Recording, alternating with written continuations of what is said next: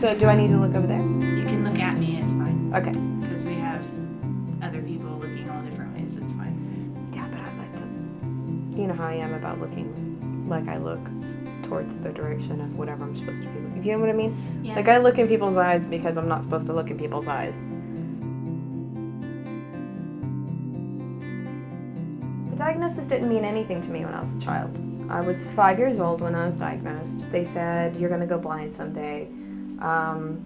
I basically could wear glasses and be just like everybody else. And then there was, though, when I was a little kid, I never was able to see the stars, except for the North Star. It was the only one I could see. So I was this little 5-year-old girl, and I was convinced that it was my star because it looked like it followed me everywhere I went.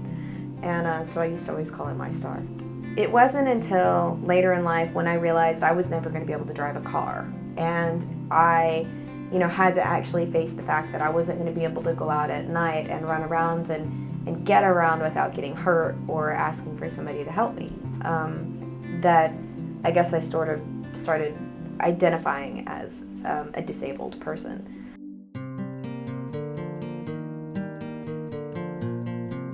When I was born, I used to walk with crutches, and then, first I'll walk with a walker, and then I resorted to crutches, and then I became a wheelchair, started going in a wheelchair, and I've been in a wheelchair since I was like 6 years old, and I'm now 28.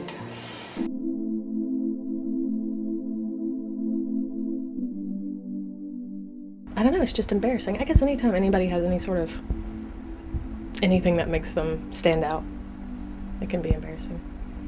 But especially when people stare at you or anything like that.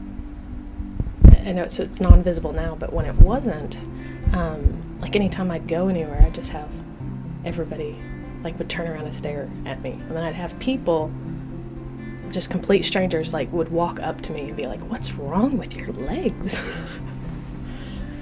Anyway, so it's a little embarrassing now. And now it's non-visible, and I still have that sort of because I've had that happen, so I'm really conscious about the way I walk and things like this. It's, I don't know, just a little embarrassing.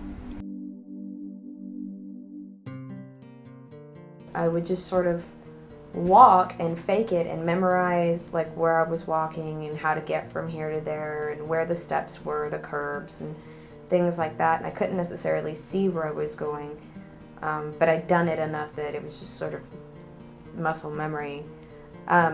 I was walking across campus one day and I didn't use a cane and I didn't have a dog and I'm just sort of faking it, but I was on the phone and so I was distracted and going, at a good click. And I hit one of these cement benches and just slammed over it, flew. And there's this poor guy standing on the side of the bench, and he's like, "Oh my God, are you okay?" And I was like, "Oh yeah, I'm fine. I just, I'm blind. I didn't see it." And I got up and kept walking. And the person I was talking to on the phone was like, "You realize this is why nobody believes you when you tell them you're blind. It's because you're walking around, acting normal, and you fall over and be like, 'Oh, I'm blind.'" So he either thought I was joking or drunk. I'm not really sure which. There's some really excellent people at the ODA here in Denton at the UNT campus. So that really helps because they've got your back. But that's not every school. This is basically how I would do any sort of test, since I do have some functioning vision. You just put something underneath there, magnify it as much as you want. You can change the colors, because different people with different eye conditions can see better with different color combinations. Kind of like an overlay. Mm-hmm. Like for me, I see best with white on black background. So I used to use one of those to read all the time, but now that my vision's gotten worse, if I try to actually use my eyes for very long, even with it magnified and all of that, my eyes get tired and I get headaches. And you do it. Me? Yeah. Oh my gosh. Yeah, even finding your pencils. Where's the pencil? Where's my finger? Uh-huh. Oh, wow. No, you have to look at the screen to write. Don't look at the... I'm looking at the screen and this is so difficult. Yeah. I don't use them when I feel like it's giving me an advantage. I just use them when I feel like it's helping level it out. It's actually really helpful because I get extended time to complete all assignments, and I haven't used that for the last 3 semesters, and I get really stressed out, and that will set off a flare.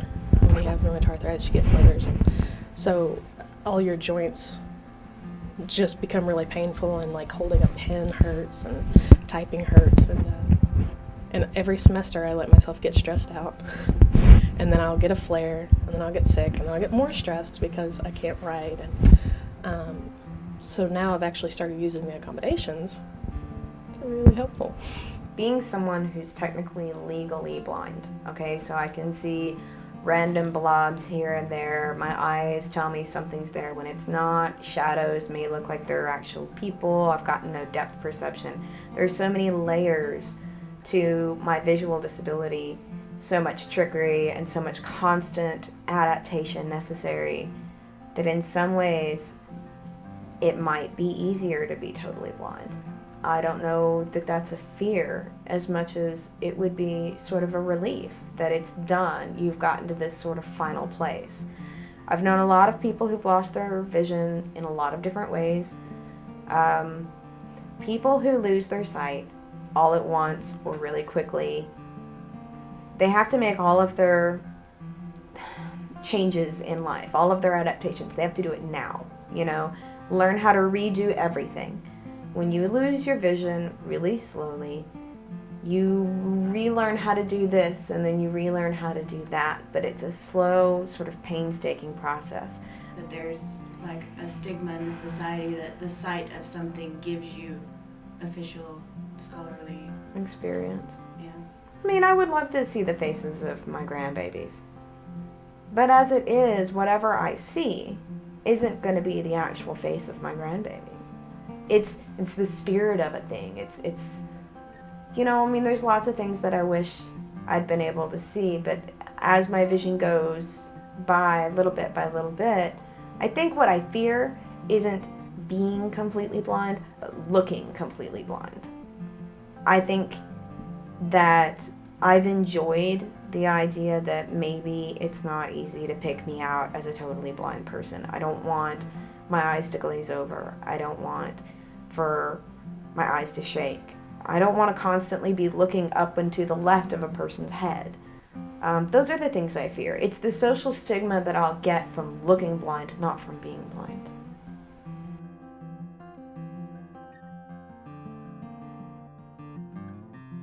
Don't block the handicap parking. Oh my God. It's such a little thing, and until you go through it, it seems like such a silly thing, and people pull in for 5 minutes and then run out and use their grandparents, and you know, oh, there's plenty of parking. And I have a friend who's actually in a wheelchair who it's actually even a bigger deal for her, you know, because she needs that space to get her wheelchair out. And you would never believe how like thoughtless people are about it. I can't reach high places, but so if I need help, I can just ask. But I can do pretty much anything else, you know, that no person does. But play hockey. Oh, I can play hockey, I guess, sled hockey. But I can't like play football. And there's some sports I can't do, but I can do pretty much everything else. When you talk about people with disabilities, then you're talking about a person who struggles with a problem, not a person who is a problem. I'm a mother, whether I'm blind or not. I'm a girlfriend, whether I'm blind or not. You know, I'm a friend, whether I'm blind or not. But if you're lucky enough to live long enough, you're all going to be disabled eventually. With age comes disability. So that's kind of how I see that.